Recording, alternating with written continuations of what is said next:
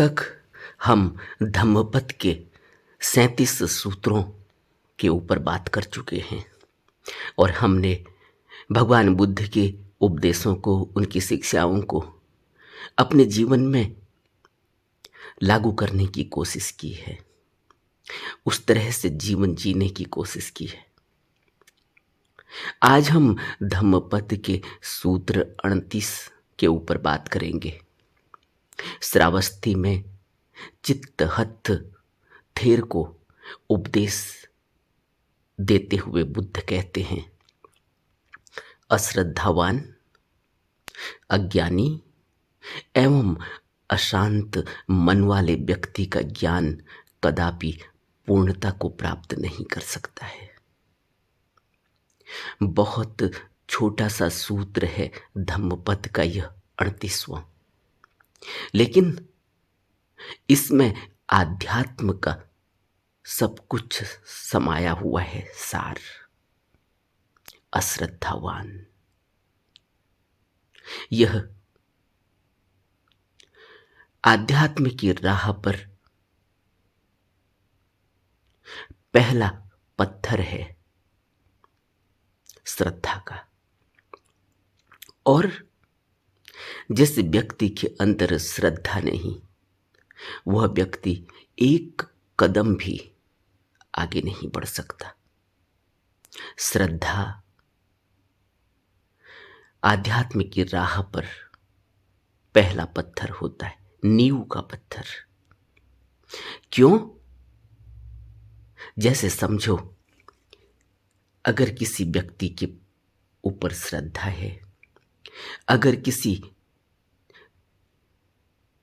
मंदिर में श्रद्धा है, अगर किसी देवी देवता के ऊपर श्रद्धा है, अगर किसी पूजा में श्रद्धा है, अगर किसी गुरु पर श्रद्धा है, किसी सत्पुरुष पर, बुद्ध पर, तथाता पर श्रद्धा है, तब व्यक्ति उसकी बातों को सुनता है, तब व्यक्ति हाथ जोड़ता है, तब व्यक्ति अपनी गर्दन झुकाता है, तब व्यक्ति चरण स्पर्श करता है। पहला कदम है श्रद्धा। आपने देखा होगा, जब हम किसी रास्ते से गुजरते हैं, कोई मंदिर आ जाए और अगर हम मंदिर के ऊपर अगर हमारी श्रद्धा है, तो तुरंत एक विचार उठता है, तुरंत एक भाव जगता है, देखने भर से भाव जगता है, अपने आप हाथ जुड़ जाते हैं। और कई बार हमें तो लगता भी है, जब कोई व्यक्ति ऐसा करता है हमारे सामने, तो हमें लगता है कि देखो ये क्या बाहरी दिखावा है। बाहरी दिखावा नहीं है, यह श्रद्धा है। यहां से शुरुआत होती है, यहां पर रुक जाना नहीं होता, लेकिन यह शुरुआत है कि उसके हाथ जुड़े, उसके अंदर एक भाव पैदा हुआ। लेकिन अगर यह भाव यही भाव बनकर ही रह गया और यह हाथ इतने ही जुड़े रह गए, इससे आगे अगर कदम नहीं उठा, तो फिर वह श्रद्धा बाहरी हो जाती है। उस श्रद्धा का फिर कोई लाभ मनुष्य के जीवन को परिवर्तित करने के लिए नहीं होता। इसलिए श्रद्धा शुरुआत है, श्रद्धा नींव का पहला पत्थर है, जहां से एक भवन का निर्माण होना है, एक आध्यात्मिक भवन जो निर्वाण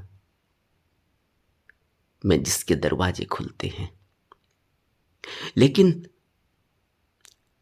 अगर मंदिर को हम नहीं मानते, मंदिर में हमारी कोई श्रद्धा नहीं, किसी गुरु में हमारी श्रद्धा है, तो तुरंत गुरु के दर्शन के लिए एक भाव पैदा होता है, श्रद्धा पैदा होती है। गुरु के उपदेशों को सुनने का मन करता है।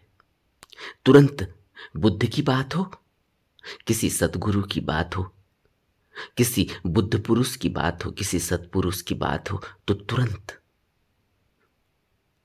मन में एक भाव पैदा होता है, एक श्रद्धा पैदा होती है कि उपदेशों को सुनना चाहिए, कि उनकी वाणियों का अमृतपान करना चाहिए। और अगर हमारी श्रद्धा किसी मस्जिद में, तो तुरंत मस्जिद को देखते ही हाथ जुड़ जाते हैं। उस मालिक के लिए, उस मालिक के लिए प्रार्थना उठती है, उसकी याद तुरंत अपने अंदर पैदा हो जाती है। या हम गिरजा को मानने वाले हैं, गिरजाघर आते ही अपने आप एक भाव पैदा होता है, एक शीतलता अंदर, एक शांति घटित हो जाती है। कहने का अर्थ यह है कि पहली बात है श्रद्धा। श्रद्धा किसी पर भी हो सकती है। अगर मेरी श्रद्धा किसी पशु पर है, तो पशु को देखते ही एक भाव पैदा होगा, एक विनम्रता का भाव पैदा हो जाएगा, एक दया करुणा का भाव पैदा हो जाएगा। और अगर श्रद्धा नहीं है पशु पर, उस पशु के ऊपर घिन आती है, पशु के ऊपर दया का भाव पैदा नहीं होता, डर का भाव पैदा होता है, तो श्रद्धा पैदा नहीं होगी। यह हम अपने जीवन में, अपने अंदर, अपने चित्त में इन बातों को महसूस कर सकते हैं। इसके लिए कोई किताब पढ़ने की जरूरत नहीं, इसके लिए कोई प्रवचन सुनने की भी जरूरत नहीं। यह तो हर व्यक्ति के अंदर पल पल घटित होता रहता है। मेरी श्रद्धा है मां पर, मेरी श्रद्धा है बाप पर। मैं दूर हूं घर से, तुरंत मां का चेहरा सामने आता है, तुरंत मां का फोन बजे, तुरंत एक श्रद्धा पैदा हो जाती, एक भाव पैदा हो जाता है। मां की याद ताजा हो जाती है, मां का चेहरा आंखों के सामने आ जाता है। श्रद्धा की बात है। अगर श्रद्धा न हो, मां ने डांट फटकार दिया हो, मां ने व्यवहार सही नहीं किया हो, मां ने पालन पोषण में कमी की हो, मां ने क्रूरता दिखाई हो, श्रद्धा नहीं पैदा होगी। फोन आएगा भी, बजता रहेगा, लेकिन हम उठाएंगे नहीं। चेहरे पर मां की तस्वीर नहीं आएगी। लेकिन अगर श्रद्धा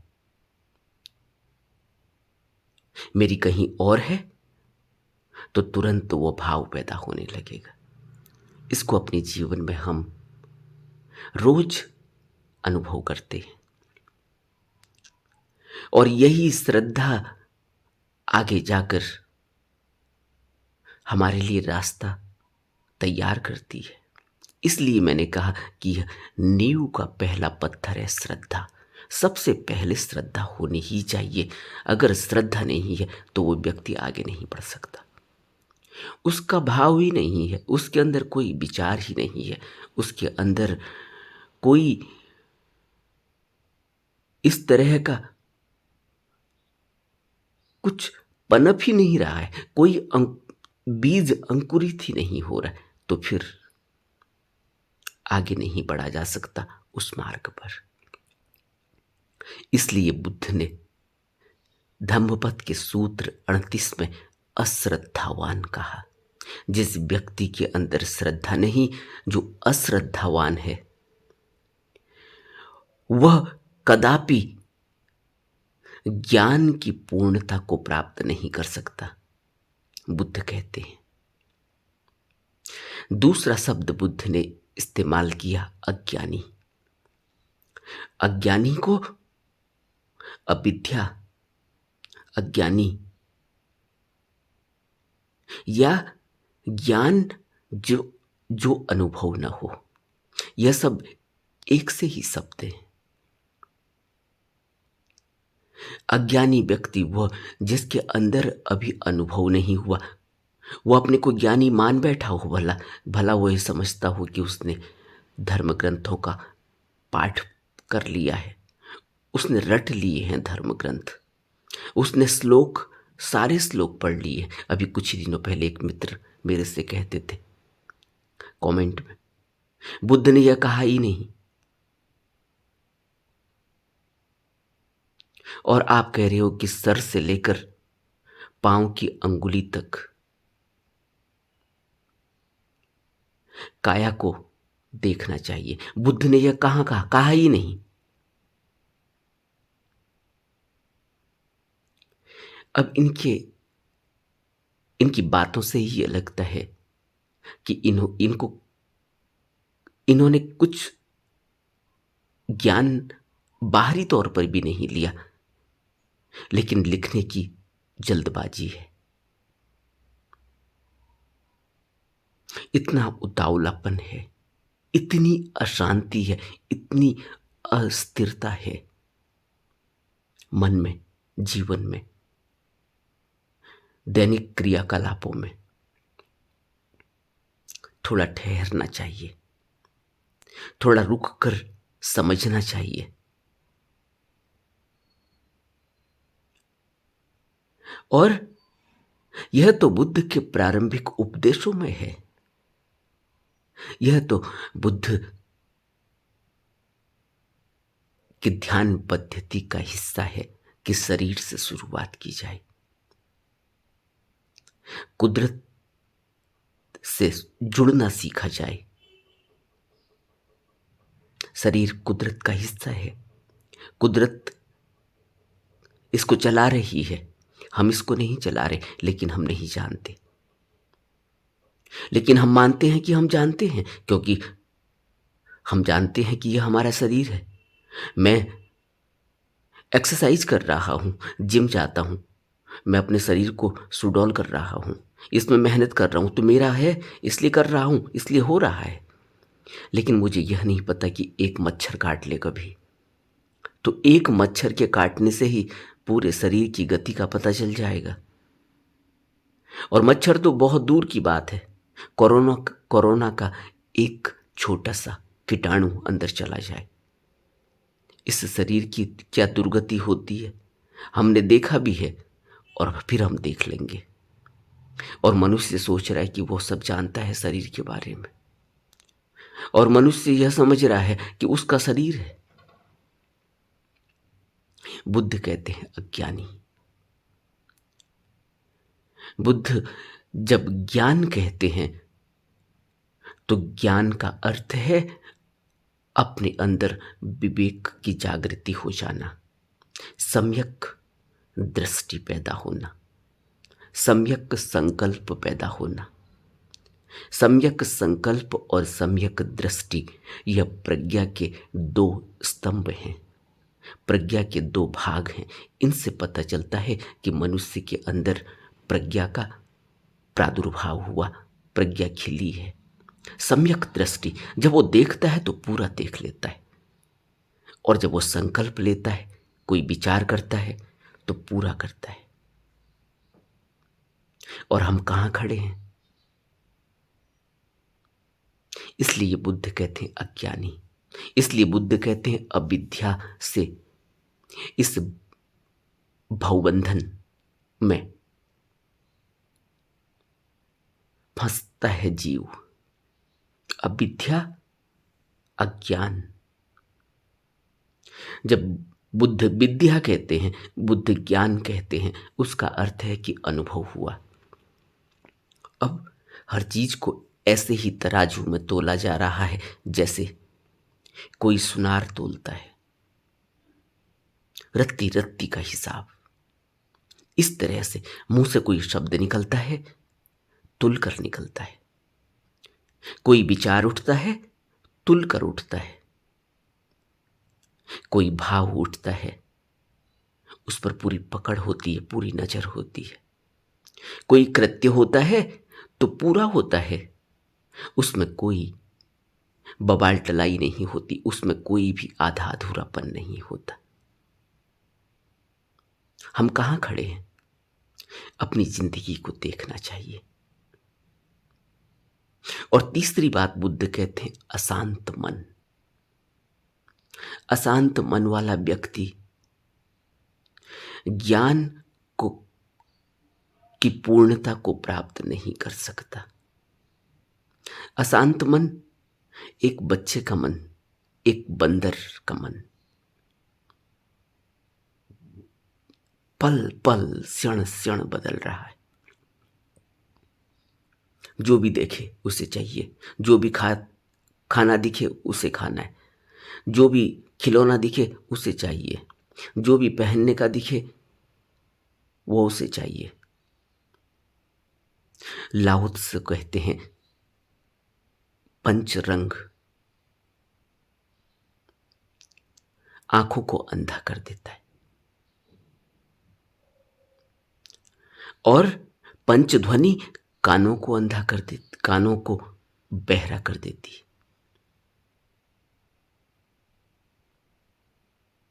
यह बंदर मन है, यह बाल मन है। और अशांत मन कैसा होता है?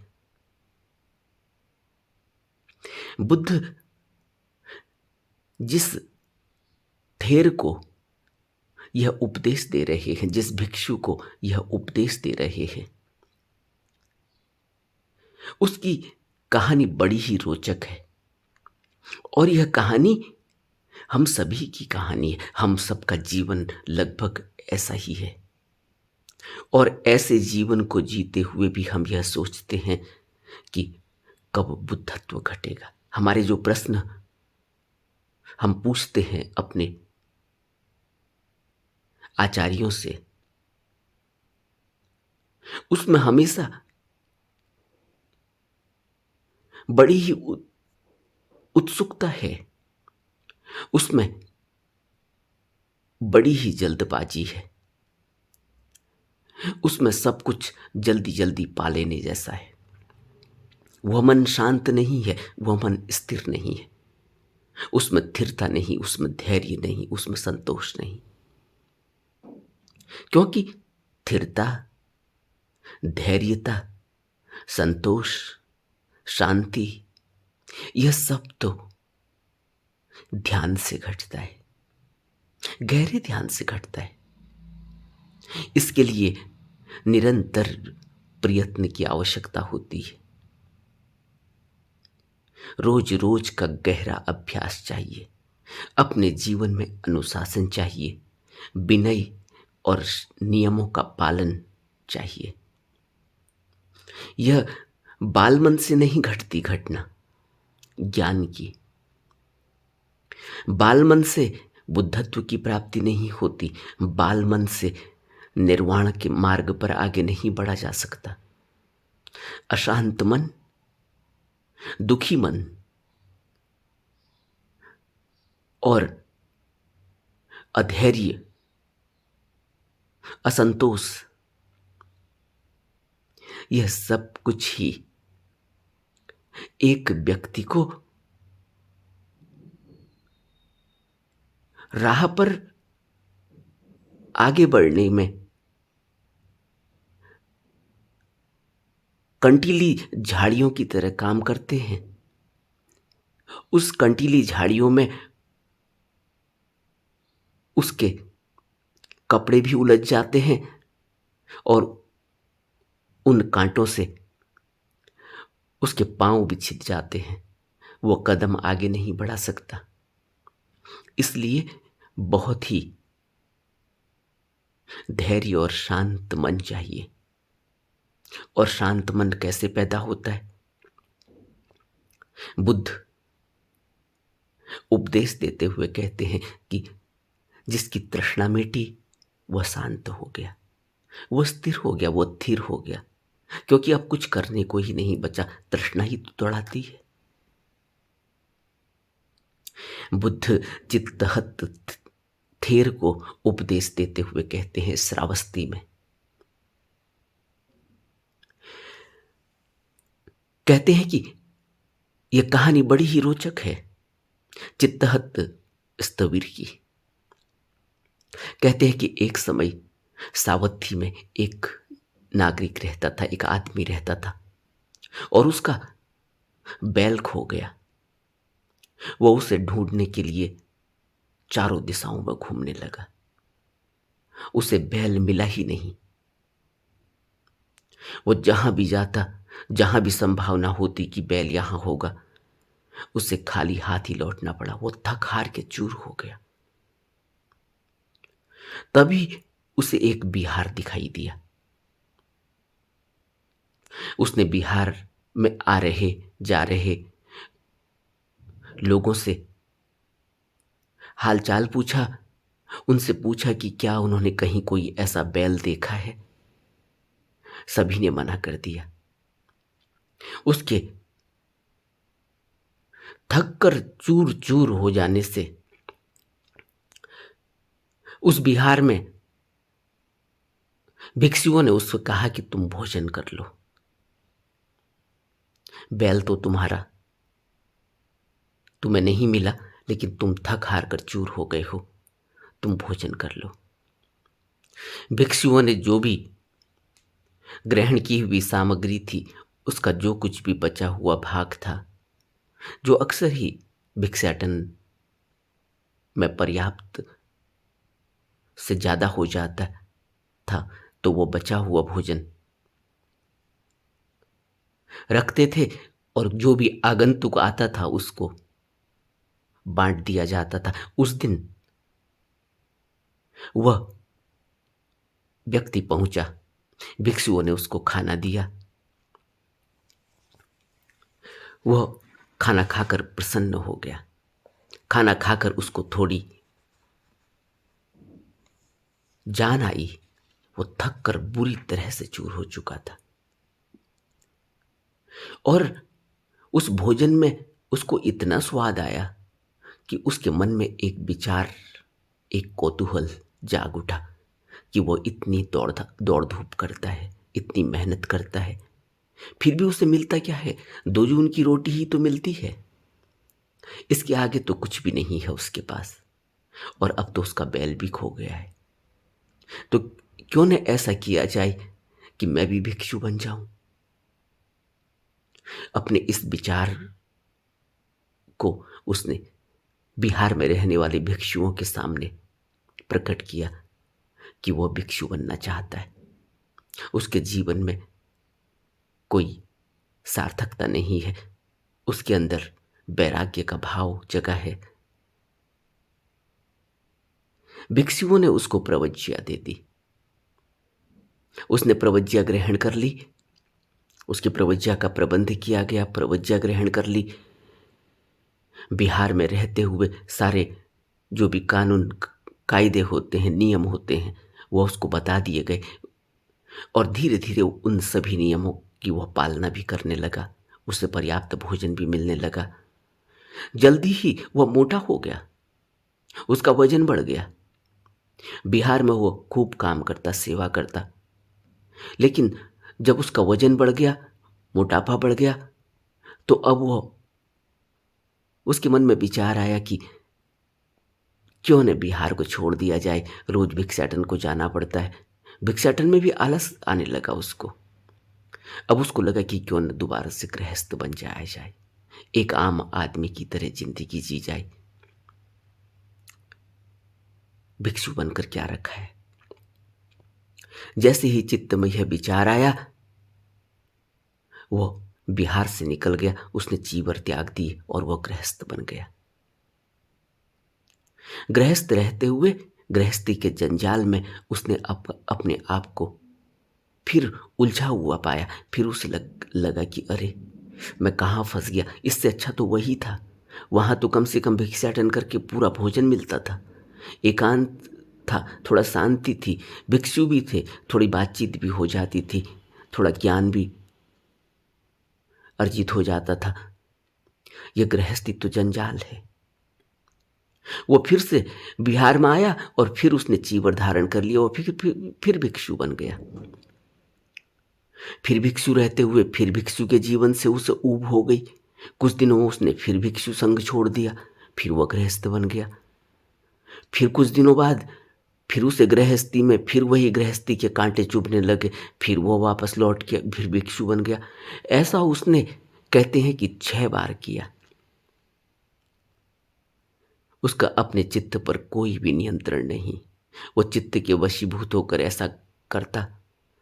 चित्त पर उसका कोई नियंत्रण नहीं, इसलिए उसका नाम चित्तहत पड़ा था।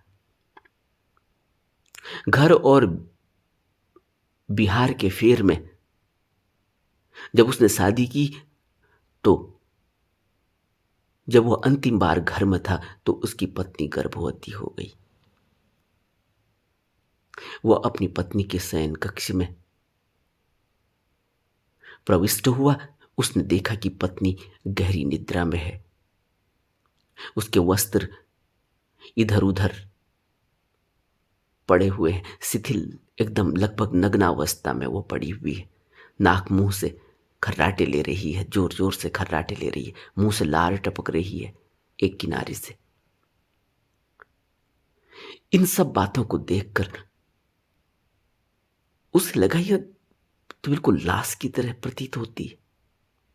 लाश के समान यह औरत पड़ी हुई है और मैं इससे इतना प्यार, इतना मोह इस शरीर से कर रहा हूं।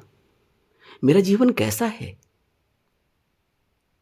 और 6 बार मैं भिक्षु संघ में चला गया, बिहार में रहकर आ गया। मेरे को अभी भी इस औरत का इतना मोहपास, इस गृहस्थ जीवन का इतनी आसक्ति, इतनी नित्यता दिखाई देती है। क्या है यह? ऐसा लगा जैसे उसके अंदर के पट खुल गए। अचानक अनित्यता और दुख का प्रतिज्ञान हो गया उसे। उसके चित्त ने उससे फिर कहा कि तुम भिक्षु बन जाओ। इस औरत के मोहपास में कुछ भी नहीं रखा है। तुमने अपने भिक्षु के जीवन को 6 बार पतित कर दिया। यह सब अनित्य है, दुख रूप है। ऐसा ज्ञान होते ही वह फिर से 7वीं बार प्रवर्जित होने के लिए चल पड़ा। पूरे रास्ते में वह अनित्यता और दुख का स्मरण करता रहता। श्रोतापन्न फल को प्राप्त हो गया। इसको कहते हैं श्रोतापन्न फल। बार बार वही उपदेश, वही अनित्यता का भाव, वही दुख का भाव, वही इस जंजाल गृहस्थी का भाव उसके अंदर, यह अनित्यता घूमती रही और वो श्रोतापन्न हो गया। जब वो बिहार पहुंचा तो उसने भिक्षुओं से प्रवर्जित करने का निवेदन किया, परंतु भिक्षुओं ने कहा कि नहीं, हम तुम्हें प्रवर्जित नहीं कर सकते। बार बार तुम चेहरा छुपाते हो, बार बार तुम भिक्षु संघ छोड़कर चले जाते हो, फिर गृहस्थ बन जाते हो, फिर भिक्षु बन जाते हो। अब हद हो गई है। और तुम्हारा जो चेहरा है वह ऐसा हो चुका है जैसा सड़क पर पड़ा हुआ पत्थर, जो बार बार रगड़ खाता रहता है और घुट जाता है। तुम अभ्यस्त हो चुके हो। अब हम तुम्हें प्रवर्जित नहीं करेंगे। परंतु वह तो भिक्षु संघ के सामने नाक रगड़ने लगा और कहने लगा कि मुझे अंतिम बार एक और मौका दें, अब ऐसा नहीं होगा। भिक्षुओं ने फिर उसकी बात मान ली और चित्तहत्त को एक और मौका दिया गया। उसे फिर भिक्षु बना दिया गया, प्रवर्जित कर दिया गया, चीवर दे दिए गए। थोड़े ही समय में उसे ज्ञान की प्राप्ति हो गई, वो अहर्त बन गया। जो भिक्षु लंबे समय से बिहार में प्रवास कर रहे थे, उन्होंने अपने सामने यह घटना घटते हुए देखा। वो अचंभित हो गए।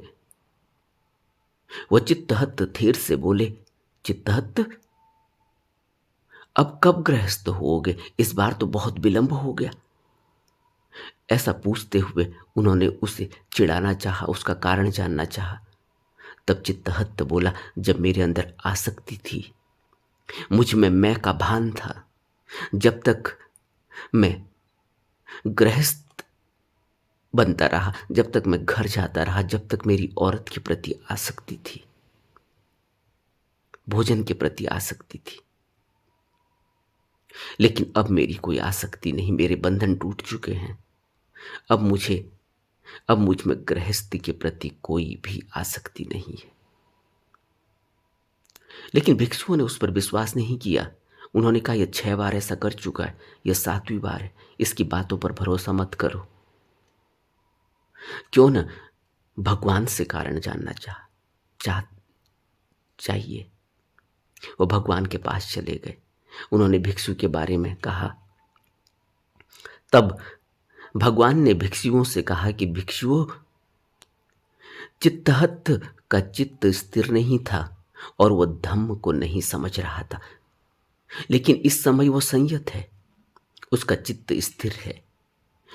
उसमें अपने चित्त से अच्छे और बुरे विचारों को निकाल फेंका है। उसने अहर्त पद को प्राप्त किया है। चित्त हत्थ की तरह चंचल चित्त वाले सद्धर्म से अनभिज्ञ अशांत व्यक्ति की बुद्धि परिपूर्ण नहीं होती। तब बुद्ध ने यह उपदेश दिया था। वासनाओं से मुक्त चित्त में, व्याकुलता से शून्य हृदय में, पाप और पुण्य से प्रहीण प्रबुद्ध व्यक्ति के लिए भय नहीं है और भयभीत चित्त मार्ग में नहीं चल सकता। आध्यात्म के मार्ग में भयभीत चित्त नहीं चल सकता। आध्यात्म को, धम्म को भयभीत चित्त समझ नहीं सकता। ऐसा करने से कभी भी चित्त स्थिर नहीं हो सकता, जैसा उसने 6 बार किया। वो भयग्रस्त था, वो आसक्ति में था, उसको सद्धर्म का ज्ञान नहीं था, उसका मन अशांत था, उसके अंदर कोई भी संयम नहीं था, वह बाल मन था, एक अंधे व्यक्ति की तरह हो जाता है असंयत चित्त वाला व्यक्ति, जो कभी भी प्रकाश को महसूस ही नहीं कर सकता, धम्म के प्रकाश को।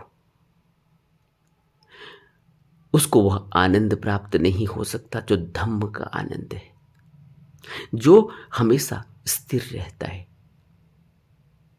जो विनस्ता नहीं। तब बुद्ध ने उपदेश दिया कि जिसका चित्त अस्थिर है, जो सद्धर्म को नहीं जानता, जिसकी श्रद्धा चंचल है, उसकी प्रज्ञा पूर्ण नहीं हो सकती। और जिसकी प्रज्ञा पूर्ण नहीं हो सकती, जिसको सम्यक दृष्टि प्राप्त नहीं होती, जिसको सम्यक संकल्प नहीं जगता, उसके चित्त में राग बना रहता है, उसके चित्त से दोष नहीं जाता। और जिसको प्रज्ञा की प्राप्ति हो जाती है, जिसका मन शांत हो जाता है, जिसके अंदर से चंचलता विदा हो जाती है, वह पाप पुण्य विहीन हो जाता है, दोष रहित हो जाता है। उसके चित्त में राग नहीं पैदा होता। उस जागृत पुरुष को फिर कोई भय नहीं रहता। यह उपदेश देते हुए बुद्ध ने चित्त हत थेर के संबंध में यह बात कही थी।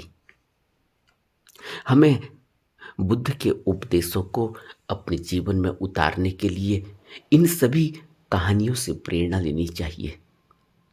यह कहानी कही गई, नहीं कही गई, इसमें सच्चाई है या नहीं है, लेकिन यह एक संदेश देती है, एक प्रेरणा देती है। और यह सब हमारी कहानी है। ऐसा नहीं कि यह चित्त थेर के साथ ही हुआ है। यह हमारे साथ रोज घटित होता है। यह हमारी ही कहानी है। हम इसको अपनी कहानी समझें। हम इसी तरह से गृहस्थ और आध्यात्म के रास्ते पर पाला बदलते रहते हैं। हम इसी तरह से अपने जीवन को जीते हैं। हम रोज मोह पास में बंधते हैं और रोज टूटते हैं। रोज हमें दुख दुख जैसा दिखाई देता है और रोज हमें दुख सुख जैसा दिखाई देता है। रोज हमें इस संसार से विरक्ति हो जाती है, रोज हमें इस संसार से आसक्ति हो जाती है। रोज हम तृष्णा के पीछे दौड़ते हैं, रोज हमें तृष्णा से विरक्ति हो जाती है।